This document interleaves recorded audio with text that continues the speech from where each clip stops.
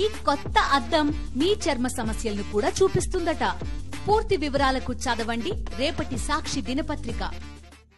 సరైన ప్రణాళిక లేకపోవడం వల్లే విజయవాడలో ఈ స్థాయిలో వరదలు సంభవించాయన్నారు సముద్ర అధ్యయన శాస్త్రవేత్త కేఎస్ఆర్ మూర్తి. అమావాస్య కారణంగా సముద్రంలో అలజడి ఉంటుంది కాబట్టి వరద నీరు సముద్రంలో కలవడం ఆలస్యం కావచ్చన్నారు.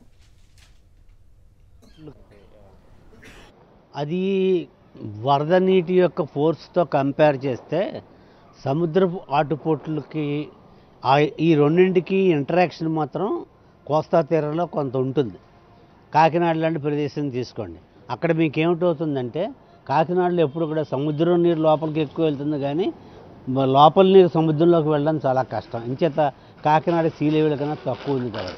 కానీ కృష్ణా గోదావరి నదుల్లో ఏంటంటే ప్రతి ఏడాది వరదలు వస్తున్నాయి. ఈ ఒక్క ఏడాదే కాదు, ఈ ఏడాది వర్షాలు విపరీతంగా రావడం వలన కొన్ని బుడమేరు ఇవన్నీ పొంగడం వలన కృష్ణానది పొంగడం వలన విజయవాడ ఎఫెక్ట్ అయ్యాయి. కానీ అమావాస్య పౌర్ణమితో కెరటాల ఉధృతితోటి ఈ వాటర్ బయట సముద్రంలోకి వెళ్ళే వాటర్ ఇన్ఫ్లుయెన్స్ అవ్వడం అనేది ఎక్కువ ఉండదు.